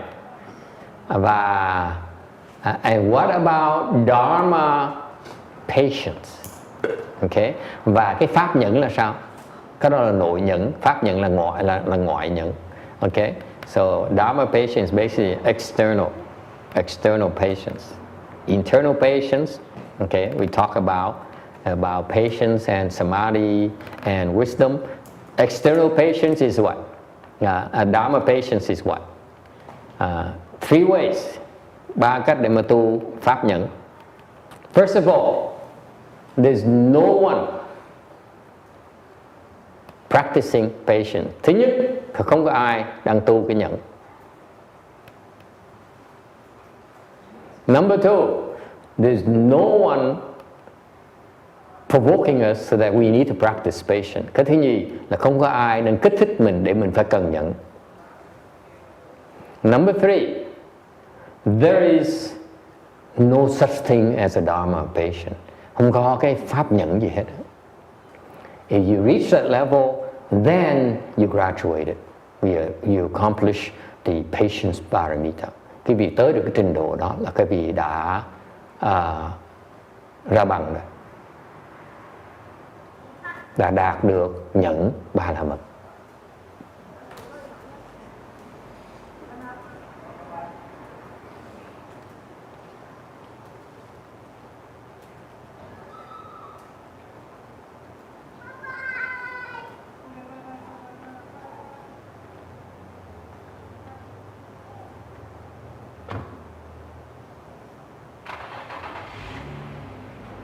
How do you know you get there? Sao quý vị cứ tới đó được? How do you know? Làm sao quý vị biết là mình đã thành tựu rồi cái ba la mật này, nhận ba la mật này? How do you know you accomplished the patience paramita? It says here, you know, there's no one practicing. There's no one provoking me. There's no even practice. What if someone says, I got it. Có những người nói, tôi hiểu rồi. Có gì đâu, it's so easy, nó dễ quá mà. How do you know?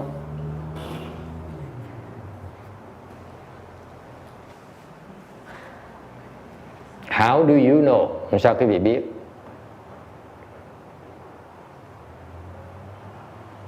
That you made it. Làm sao mình biết là mình đã tu xong rồi, cái nhận ba la mật rồi?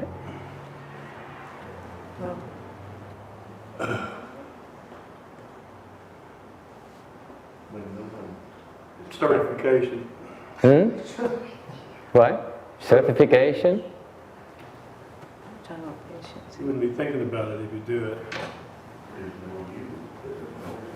Yes. Như bắt đầu.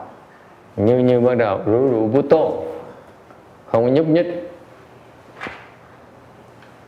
Okay.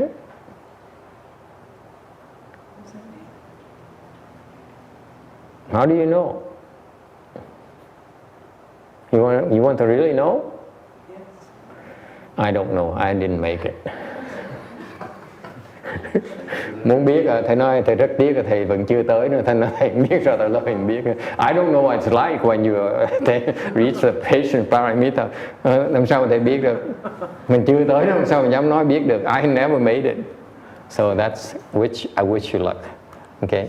Chúc quý vị may mắn. That's all I'm going to say. Make sense?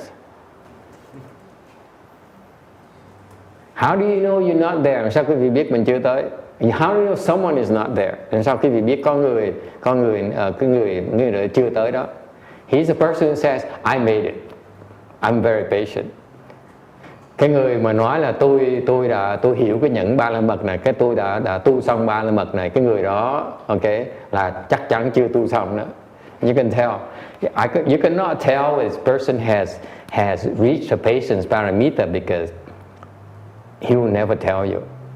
But you can tell someone who hasn't reached it because he's the guy who brags about it. He says, oh, this is so easy. Anyone can do it. Come on, even a kid can do it. Khoác lác nó trời cái này dễ thì mồ. Con nít nó làm cũng được nữa. Okay? All right? You just know these people who brag about things, everything so easy that they know everything. They haven't made it. Chỉ biết những cái hàng người nó chưa, như chuyên khoác lác, chuyên môn nghĩ là nó dễ, nhưng nó gì nó làm cũng được hết đó. Mấy người nó làm chưa được, chuyên môn thì khoác lác người ta. Okay?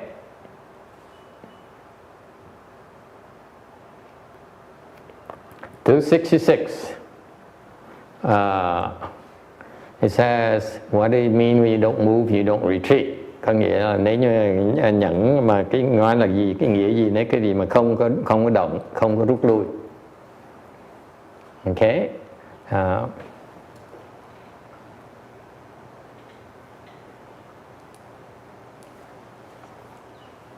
Meaning that you don't give rise to anger, and you don't curse. Okay? Or you don't voodoo people. Okay? That's all. You absolutely don't give rise to anger or self-satisfaction. Cái vì khi mấy chuyện nhẫn là cái vì cũng không có giận mà cũng không có tự mãn. You're not self-satisfied, nor are you angry.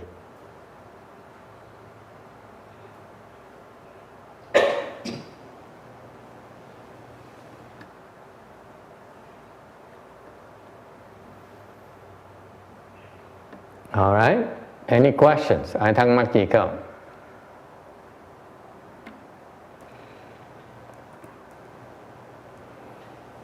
I'm quoting a Tibetan master, nên muốn nhắc lại cái muốn giới thiệu quý vị một cái vị tăng người Tây Tạng. He says, without patience, someone harms you, you feel vengeful. Nếu quý vị không có nhận đó, thì quý vị biết mình không nhận khi người ta hại mình nữa, bỗng nhiên mình muốn trả thù. Does it ring a bell? Someone hurt you, you want to take revenge. That's a sign that you are not patient at all. Nếu người ta làm hại mình, người ta mắng chửi mình, mà mình muốn trả đũa đó, mà mình muốn nổi giận đó, okay, muốn trả đũa đó, cái đó là rõ ràng chứng minh cái vị không có nhận. Yeah. Okay? That case I know myself, I think. Yeah. Me too, yeah. The two of us only. Cái ngày hôm nay có 2 người tới cô kể với thầy thôi. Okay? You know, vengeance is the spice of life. Trả thù mới là thú vị chứ. You can be so creative. Mình đủ cách để mà trả thù đó. Slow, fast, gentle, hard. Nhưng khi mà trả thù nhẹ nhẹ, chậm. So this Tibetan master says, meditate on patience by contemplating 4 aspects. Cái vị sư Tây Tạng này, okay, dạy rằng, đề nghị rằng cái vị nên quán về cái nhận bằng 4 cái khía cạnh khác nhau. 4 aspects of patience. Okay? A setting arrow là bắn mũi tên. Love and compassion, kindness and compassion. I don't know why they keep on using love. Cái tự bí, teacher and disciple, thầy với trò. Number 4, nature existence. Và cuối cùng là cái bản tính của cái cuộc sống này. Got it? Cho con hỏi. Nói về sự Tây Tạng, về cái patient đó. Is that patient người Trung Quốc mà cứ đàn áp dân Tây Tạng, người ta mấy thầy cứ... Yeah, they're practicing patience, absolutely. Cô hỏi là chẳng hạn như Trung Quốc nó đàn áp người Tây Tạng, cái đó là họ đang tập là sao? Chắc là đang tập cái kiên nhẫn thì nó đúng rồi. She says that the Chinese are oppressing Tibetans. Does it mean that the Tibetans are practicing patience? I say absolutely. It's a good thing.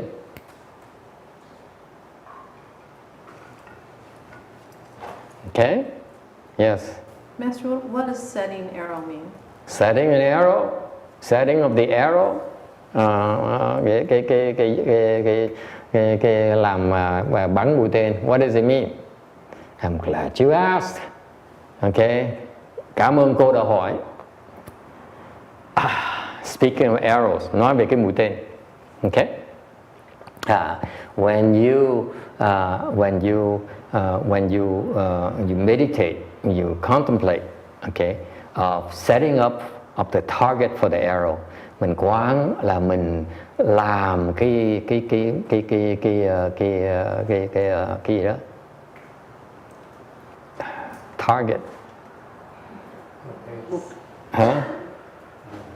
Làm cái mục tiêu cho cái mũi tên. He says that if you didn't set it up yourself as a target, you cannot be hit by an arrow. Nếu quý vị mà không trong quá khứ không tạo cái duyên để mình trong tương lai mình trở thành cái mục tiêu của cái mũi tên thì những cách nào nó bắn trúng cái được hết. In other words, in the prior lives, okay, you hurt them. Now, because you hurt them, you set yourself up as a target for their retaliation.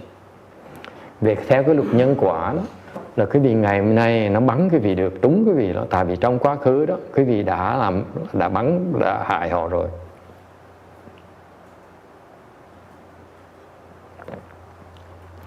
Question. Ai thắc mắc gì không? Okay, so you set up yourself as a target through creating offenses, through hateful speech. Nên cái vị mà trong quá khứ đã tạo những cái hành động, trong những cái lời nói, thì trong tương lai cái vị mình sẽ bị nó trả đũa lại. And in future you'll be a target for such retribution. Okay, so you understand that bad things that happen to us is because of prior condition. Nói cách khác, những cái chuyện nó không tốt nó xảy ra cho chúng ta là tại vì mình đã tạo cái nhân đó rồi. Thành ngày nay mình lãnh cái quả đó. We created causes for our bad retribution today. That's all. There's no need to be vengeful. Being vengeful, retaliating, only compounds the problem. Mình trả đũa, nó chỉ đổ dầu thêm vào lửa thôi. Any problems with that? Bottom line, don't get angry. Đừng giận người ta. Yes sir. Thầy, nếu mình Phật nói lửa thiêu rừng công đức, vậy mỗi lần mình giận mình đốt hết nó hay sao? That's right. If you get angry, you burn up the force of virtue you built over 10 years, over thousands of years, you burn it up in one instant. Đức Phật nói rằng những cái công đức mà quý vị tạo ra đó, kiên nhẫn mà tạo ra đó, nếu như quý vị để cái lửa giận nó khởi lên đó, quý vị có thể đốt cái rừng công đức nó nổi trong một ngày thôi.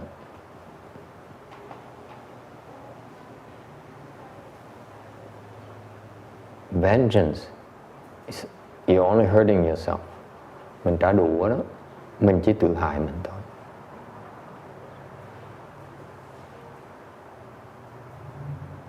Questions? Ai có vấn đề gì không? That's contemplation, the arrow. Cái đó là quán về cái mũi tên. So far so good. Number 2. Contemplate on kindness and compassion. Quán về cái từ bi.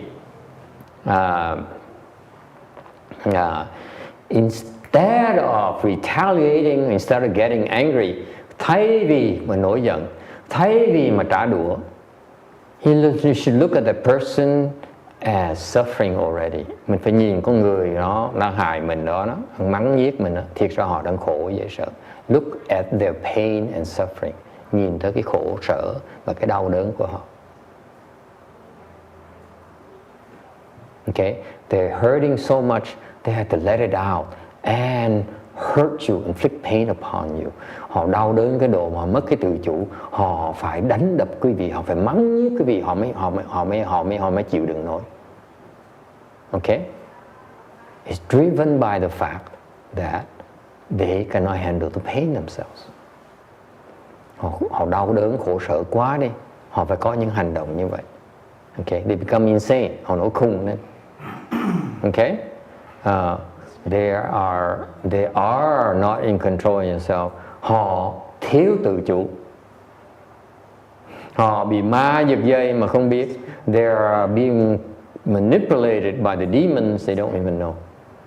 There's no need to get upset at them. Không cần phải giận họ.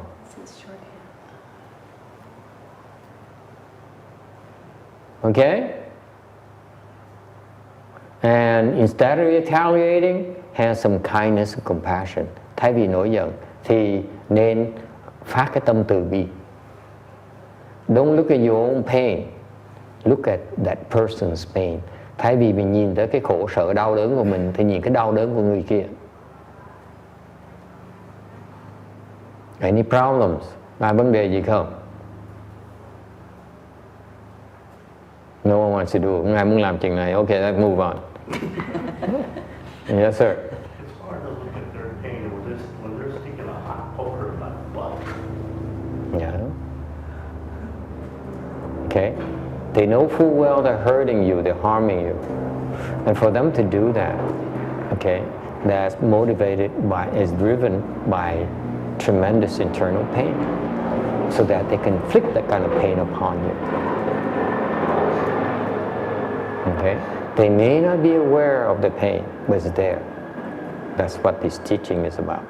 Nhiều khi mình thấy người ta hại mình, người ta đang giày vò mình, đang tra tấn đánh đập mình. Cái việc không hiểu là họ khi có hành động như vậy, thiệt sự họ đang khổ tâm, họ đang khổ sở, dễ sợ mới có được cái hành động như vậy. Okay? Họ có ý thức không ý thức nó không quan trọng. Cái sự thật á, cái động cơ thúc đẩy họ là một cái đau đớn nó khủng khiếp. The driving force behind the action is unbearable pain. Questions? Okay? Teacher and disciple. Quán về cái thầy và trò. What does it mean? Anyone who comes to you, bất cứ người nào tới, whatever, and they inflict pain upon you, thì họ tạo cái sự khổ sở cho quý vị, cái khổ não cho quý vị. Look at that person as your teacher. Phải nhìn cái người tập, nhìn cái người đó là thầy của mình.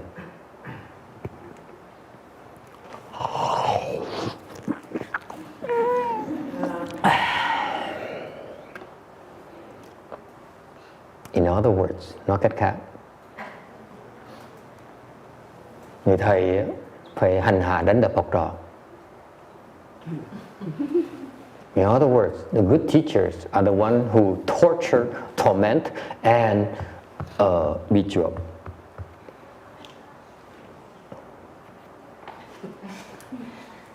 Any problems? Ai có vấn đề gì không? If you expect your teacher to be kind and nice and sweet to you, he's probably a demon. Nói cách khác, nếu như mà quý vị nghĩ là ông thầy phải là người dịu dàng, người tử tế, từ bi này nọ, thì người đó không phải là thầy quý vị, người đó thiệt là con ma.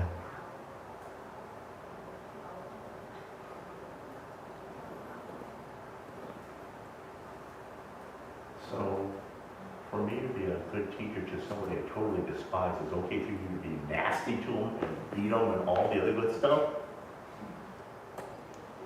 You could try. See how well it works.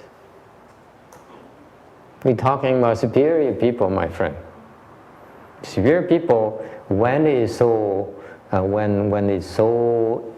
irrational, when that is so wrong, when that is so unbearable, and you say, I'm gonna bear it.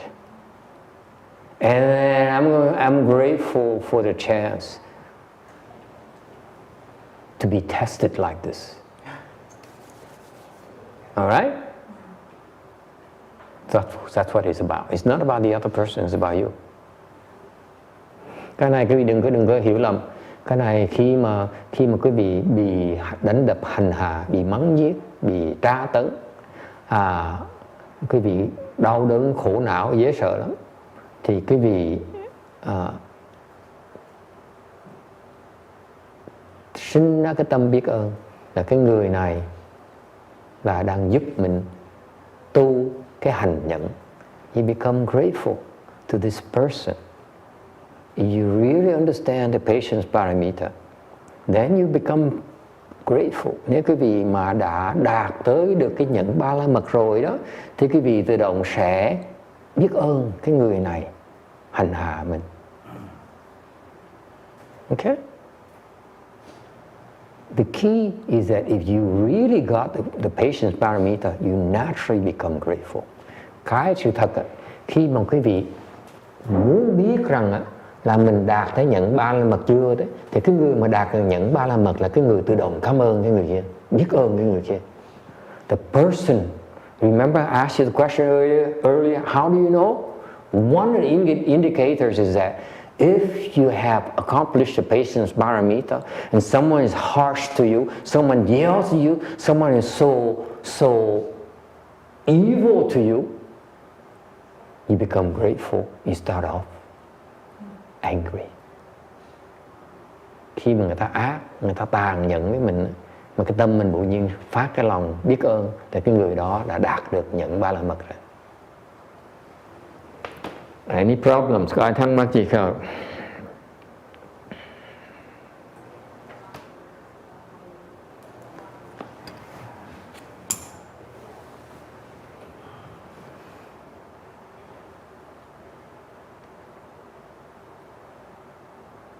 Okay, then you've been most patient, so let's just stop here and ngày hôm nay quý vị nhận quá trời rồi đó. Okay. Yes, you have a question? Cô có câu hỏi không? I like it. Okay, she likes it, and I like it.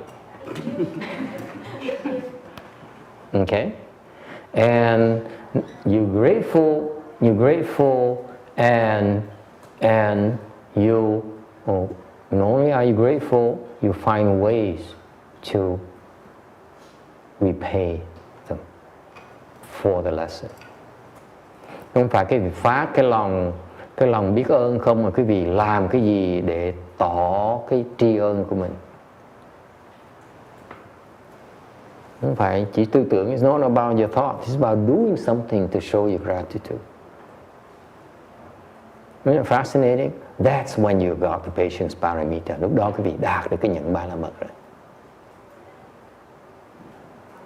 Questions? Okay, until then, don't get angry. Okay? Nếu chưa được như vậy thì kèm cái lòng giận, cái lửa giận mình đó, đừng có giận. I say, I gotta work harder at this. Okay, I'm failing again. Mình thất bại nữa, mình cố gắng lại. Okay, tiếp tục. Okay, still work to do. Phải tiếp tục tu tinh tấn hơn một tí nữa. More samadhi power, more wisdom. Phải tiếp tục tu cái định, phải tu cái huệ.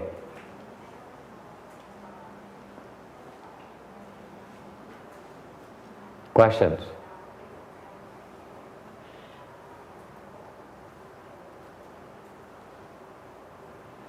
Okay?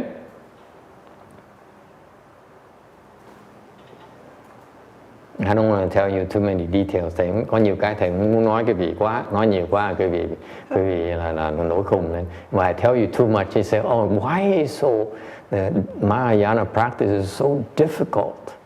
I'm just giving you the barely, we are barely scratching the surface. Mình chỉ mới nói sơ bên ngoài thôi. Nói nhiều quá sợ cái vị nổi khùng. Yes, ma'am. I was just thinking about someone who was a teacher to me, my last boss, and she was really a difficult person. And I learned a lot from her, to put it mildly. So I was thinking of some way that I could repay her. And honestly, I don't want to see her. I don't want to do anything that would expose yourself again. Expose myself, or then you haven't got the patience parameter yet. No. You should call her and say, hey, teacher. I don't even want to talk to her. No. I'm so grateful to you, and I to prove my gratitude. Let me buy you lunch. I thought about that. And to a fancy restaurant, and you can continue the lesson. Send her a basket of flowers, return address. She knows where I live. But she went through a very difficult thing because... It's not that. The way I would approach it is that suppose you have someone you can't stand. Ví dụ có một người mình ghét cay ghét đắng. Anyone has a person you hate with your guts? I can think of at least 10 people. Oh. 11.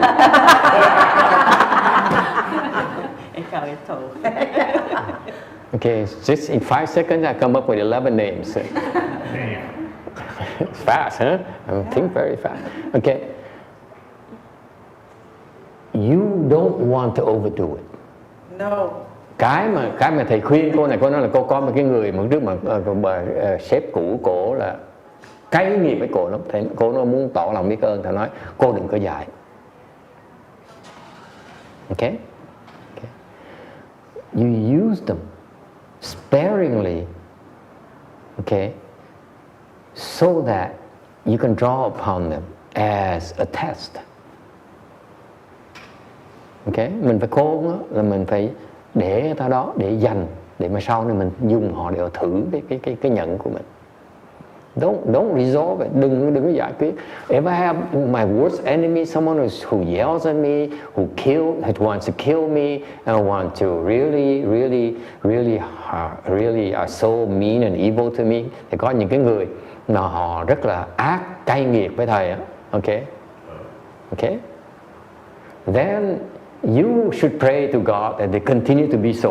Quý vị những trường hợp như vậy, quý vị thầy chắp tay lại cầu ơn trên Thượng Đế Phật Bồ Tát để cho họ tiếp tục như vậy, họ khỏe mạnh. I want them to be so healthy that I have a chance to come and have them a test, use them as a test. Để sau này mình dùng họ để mình thử. I would not resolve it. Thầy không có giải quyết.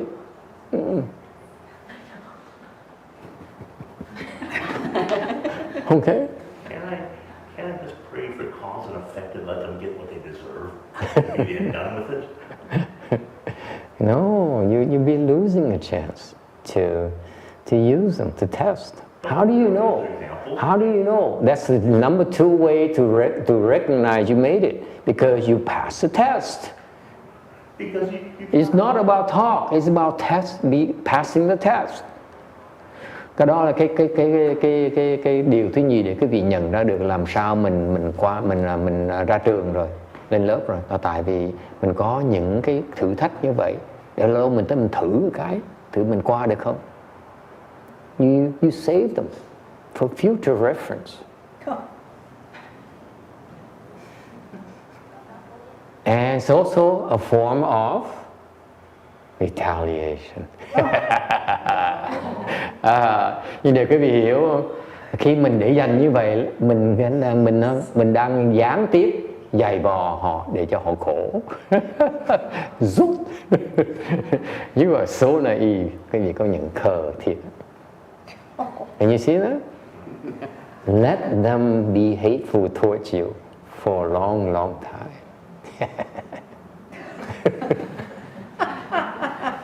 You like it? Huh? That's patience. Cái đó mới gọi là nhẫn. Mình biết nó thù mình, nó cực khổ. Lúc mà thù mình, họ cực khổ như sợ. Nhớ, remember the contemplation of kindness and compassion. Nhớ cái phần quán mà từ bi không? Họ đã khổ dễ sợ, họ giận mình, họ khổ dễ sợ. Mình quá như vậy đó, let them be hateful to me for a long time.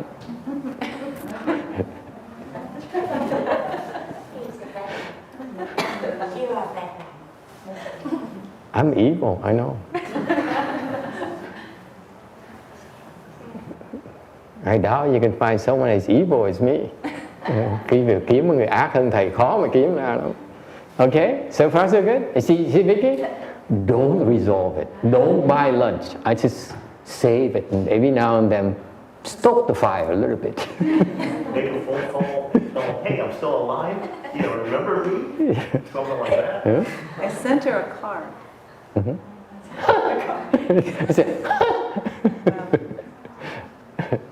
Okay? Yeah, cool. There's many ways to skin the cat, my friends.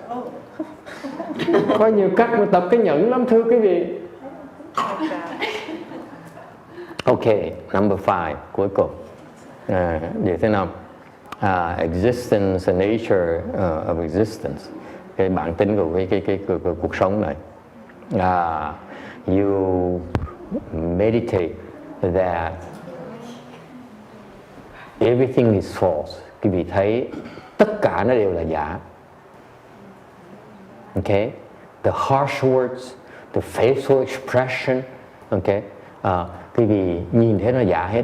Cái mặt nó hung tợn, những cái lời nó mắng nhiếc, nó cay chua, nó cay nghiệt. It's all empty, nó toàn là không hết. It's meaningless. It's all amounts to nil. Nó đều là không hết. Because once it passes through your ear, it goes to the other ear. That's it. There's no trace.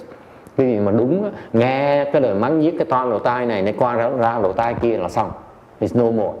Okay? And you look at their facial expression, những cái mặt nó xấu xí. You should laugh inside and you don't show it. Mà khi mặt nó cau có mà nó gớm dễ sợ, mình cười trong thầm trong bụng, ôi mày xấu dễ sợ. Gớm. Okay? And you say, I'm glad it's you, it's not me. Mình tự nói là cái mặt nó xấu dễ sợ, mình hiểu được cái pháp hành mình thì nào xấu như nó được. Now I understand the Dharma, it will never be as ugly as you. You got it? Okay. That's patience. I got it. Likes it. You guys are evil. I got it. You guys are so evil. Quý vị có những ác hay sợ. Sometimes if I explain to you the nice way, you so sleepy. Khi mà thầy giảng cái đàng hoàng, quý vị ai cũng gà ngủ gật hết. Mà giảng cái phần ác này, there's two ways to skin it. There's two ways to approach it. Những cái pháp này, quý vị có thể tu theo cái đường tốt hoặc cái đường xấu. Okay? Mà giảng đường tốt thì ai cũng buồn ngủ, bắt đầu chuyên giảng cái đường mà ác á, thì ai cũng thích, ai cũng mắc mỡ thao láo hết.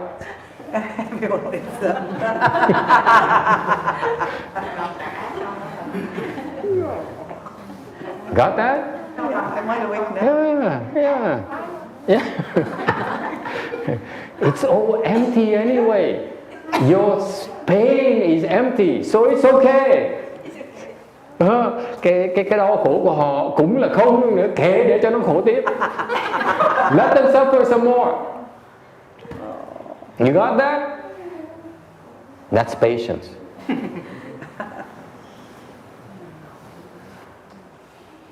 Only then can you say there's no patience dharma. Bởi vậy nó mới đưa mình tới cái cảnh giới là không có pháp nhẫn nào hết á. Let them suffer. Kệ cho nó khổ. Yes, sir. So how does that teach us compassion?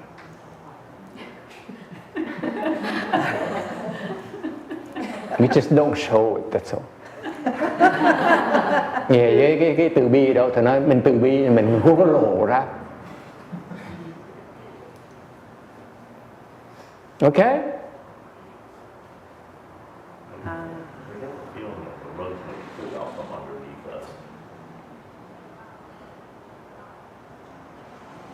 You don't believe me.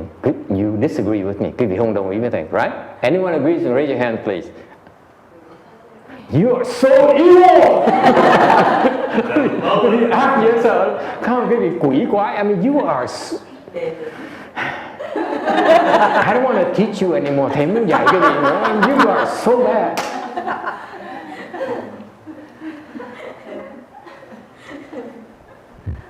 And the truth is that, thì thật quý vị biết sao? Number 3, how do you know you made it? Làm sao quý vị biết mình tới rồi? Number 3, sometimes you're evil, sometimes you're not.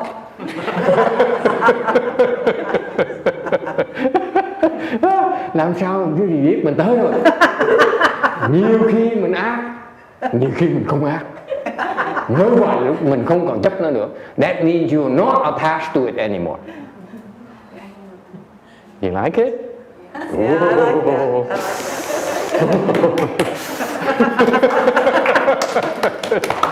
Oh, you're so bad. We are the best lovers. Có lý không? Tại vì nếu quý vị mà chấp vào một cái pháp nhẫn là quý vị như khi mình cũng tốt, khi nào hoặc là khi nào mình cũng ác.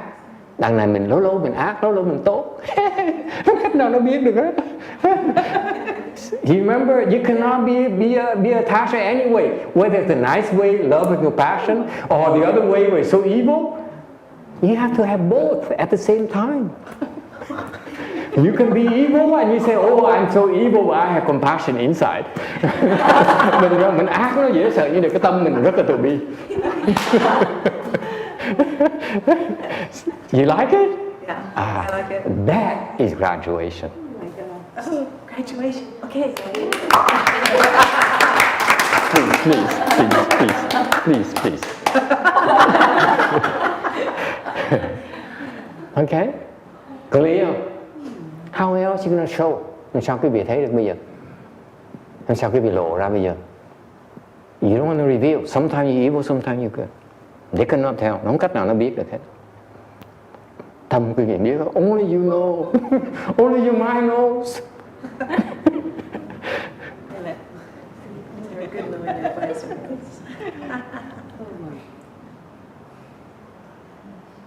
Comments.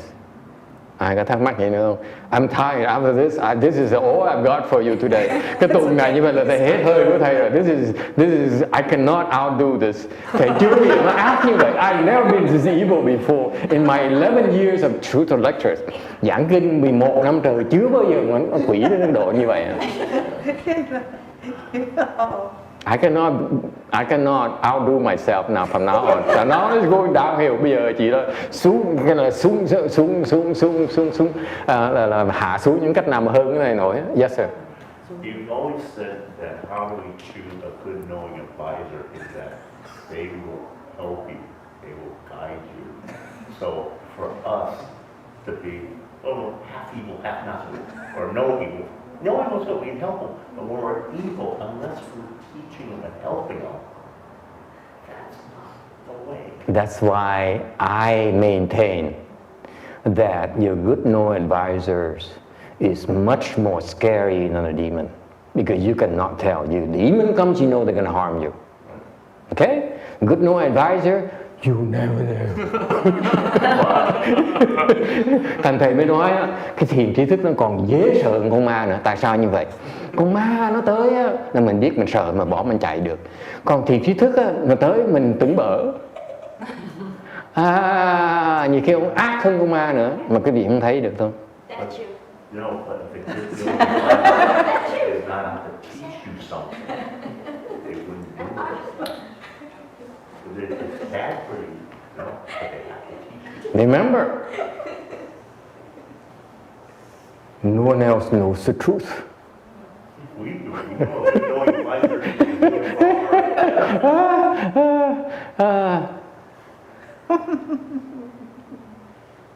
Okay. I'm more scared of him than the demons. Nó thiệt cái vị, thầy sợ ông này là hơn sợ con ma.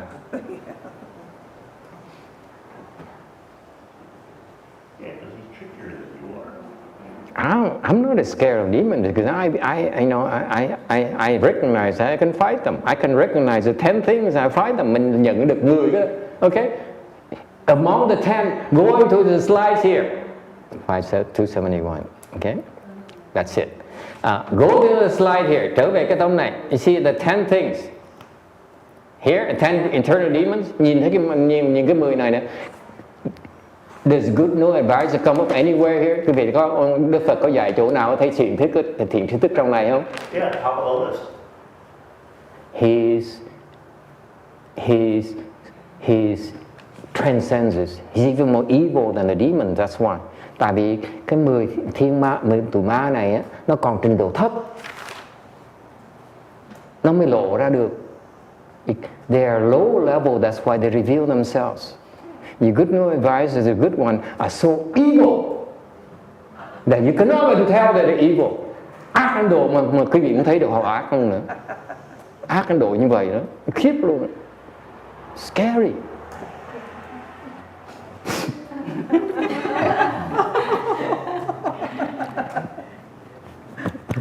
Okay. Any question? I will control myself. Overjoyed. Okay. Okay. Time is up. Thank you. But be nice. Okay. Be nice. Okay. Please don't take it literally. Tôi nói chuyện với chơi vui á. Đừng có ác. Okay. Please be nice. I have a good time after this. You guys so evil.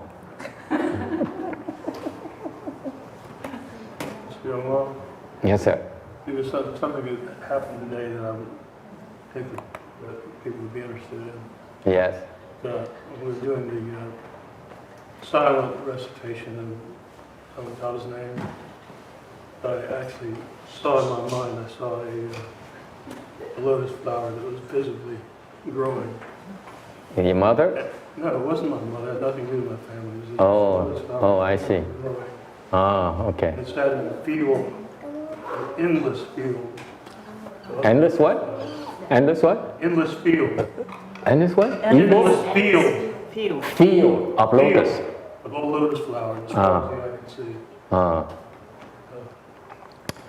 see. He wants text wants to share with us that today he came to the recitation, the Buddha recitation in the morning, and during the silent recitation, he saw a lotus flower. Lotus flower that was actually visible. What color? White.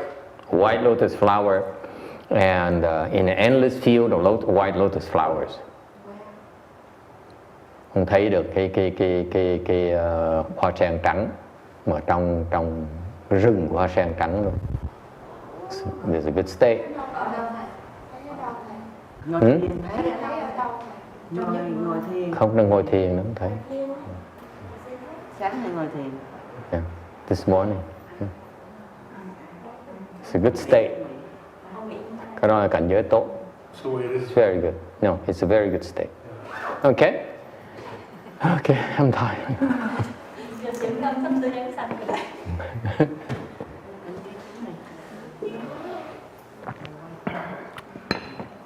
Very good. Okay, transference. Mình hướng công đức.